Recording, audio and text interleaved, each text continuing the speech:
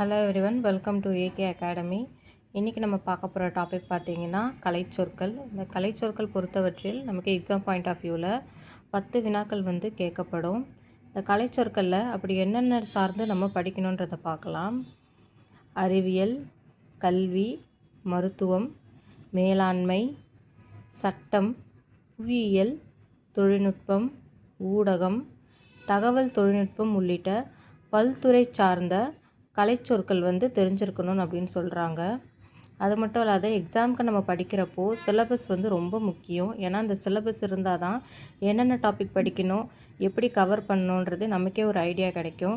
TNPSC group 4க்கு படிக்கிறவங்க மறக்காத சிலபஸை பிரிண்ட் அவுட் எடுத்து கையில் வச்சுக்கோங்க. சிலபஸ்ன்றது ரொம்ப மஸ்ட்டு. இப்போ வாங்க டாபிக் உள்ள போயிட்டு கலைச்சொற்கள் பார்க்கலாம். இப்போ பார்த்தீங்கன்னா கலைச்சொற்களுக்கு மட்டுமே நான் நோட்ஸ் எடுத்து வச்சுருக்கேன். தனியாக ஒரு டாப்பிக்கும் நீங்கள் நோட்ஸ் எடுத்து வச்சுக்கிட்டிங்கன்னா லாஸ்ட் மினிட்ல உங்களுக்கு ரொம்பவே யூஸ்ஃபுல்லாக இருக்கும். கலைச்சொற்களுக்கு மட்டுமே பார்த்தீங்கன்னா ஒரு தனியாக நான் நோட் போட்டு வச்சுருக்கேன். இதில் ஃபுல்லாக கலைச்சொற்கள் மட்டும்தான் இருக்கும். இது புக் சோர்ஸும் இருக்குது, அதே மாதிரி அவுட் சோர்ஸும் இருக்குது. டாபிக் வைஸ் நான் நோட்ஸ் எடுத்து வச்சுருக்கேன். இப்போ நம்ம ஒன்றா இதிலேருந்து பார்க்கலாம். ஆக்சுவலாக ரன்னிங் நோட்ஸ் எடுக்கிறப்போ நமக்கு ஹேண்ட் ரைட்டிங் முக்கியம் இல்லை, நமக்கு புரிஞ்ச மாதிரி இருந்தாலே போதும்.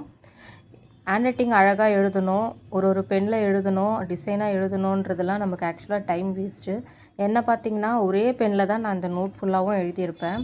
எனக்கு டைமும் சேவ் ஆச்சு. டக்குன்னு நான் ரன்னிங் நோட்ஸும் எடுத்திருக்கேன். இதில் ஹேண்ட் ரைட்டிங் பார்த்திங்கன்னா ஓரளவுக்கு எனக்கு புரியும்.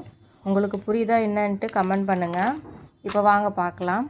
ஃபர்ஸ்ட் ஒன், எபிலிட்டி ஆற்றல், அப்ஸ்ட்ராக்ஷன் பொதுமைப்படுத்துதல், அட்ஜஸ்ட்மெண்ட் பொருந்தப்பாடு, அஃபெக்ஷன் உணர்வு நிலை, அலிகேட்ரி உள்ளுரை உவமம், அலிட்ரேஷன் மோனை, ஆட்டிடியூட் மனப்பான்மை, பேலன்ஸ் சமநிலை, பியூட்டி அழகு, கேரக்டரிஸ்டிக்ஸ் சிறப்பியல்புகள், காக்னிஷன் அறிவு நிலை, கான்செப்ட் பொதுமை கருத்து, கன்க்ளூஷன் முடிவு, கான்ஃப்ளிக்ட் முரண்பாடு, கான்ஷியஸ்னஸ் நினைவு நிலை, கிரியேட்டிங் த அட்மாஸ்பியர் சூழ்நிலை காட்டும் முறை, கிரியேட்டிவிட்டி படைப்பாற்றல், கிரிட்டிக் திறனாய்வாளர், டிக்ஷன் சொல்வளம், டிடேடிக் அரங்கூறும் கவிதை, டிஸ்பொசிஷன் மனநிலை, டாக்ரைன் கோட்பாடு, எமோஷன் உள்ள கிளர்ச்சி,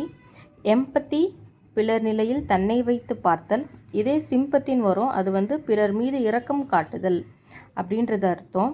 அடுத்து என்விரான்மெண்ட் சூழ்நிலை, எபிக் பெருங்காப்பியம், எசன்ஸ் பிழிவு, எக்ஸ்பிளனேட்டரி விளக்கமுறை, ஃபீலிங் உணர்ச்சிக்குறு, ஃபிகர் ஆஃப் ஸ்பீச் அணிகள்.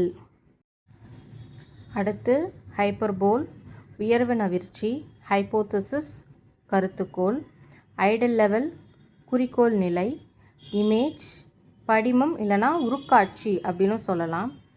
இமிட்டேட்டிவ் போல செய்தல், என்ன மாதிரி இமிட்டேட் பண்ணுறான் அப்படின்னு சொல்லுவாங்கள்ல, அதுதான் இந்த இமிட்டேட்டிவ். இம்ப்ளூட்ஸ் உள் தூண்டல், இனிட்டியேட்டிவ் தான் தொடங்காற்றல், இன்ஸ்பிரேஷன் அகத்தெழுச்சி. எனக்கு இவரை மாதிரி ஆகணும், எனக்கு அவரை மாதிரி ஆகணுன்றது இன்ஸ்பிரேஷன் சொல்கிறோம் நம்ம இங்கிலீஷில். அதனுடைய விளக்கம் அகத்தெழுச்சி.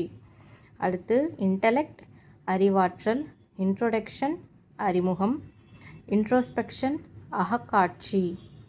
அடுத்து அயோனி வஞ்சப்புகழ்ச்சி, நோவிங் அறிவுக்குறு, மீனிங் சொற்பொருள், மெமரைசேஷன் மனப்பாடம் செய்தல், மெட்டானோமி ஆகுபெயர், மெட்டாஃபர் உருவகம், மெத்தட் முறை, மீட்டர் யாப்பு, மூட் உட்பாட்டு நிலை, மோட்டிவ் ஊக்கி, ஆனமெட்டோபோயட்டிக் ஒலி குறிப்புள்ள, பெர்செப்ஷன் புலன்காட்சி, பர்சனாலிட்டி ஆளுமை, ஃபோனோட்டிக் பவர் ஓசையாற்றல், போயம் பாட்டு, போயட்டிக் கவிதை மதிப்பு, போயட்டிக் சிம்பத்தி கவிப்பறிவு, போயட்டிக் வேல்யூ கவிதை மதிப்பு.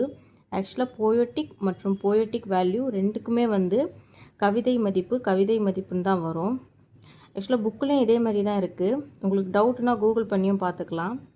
அடுத்து போயட்ரி கவிதை, பவர் ஆற்றல், பிராக்டிஸ் பயிற்சி, ப்ரோஸ் உரைநடை.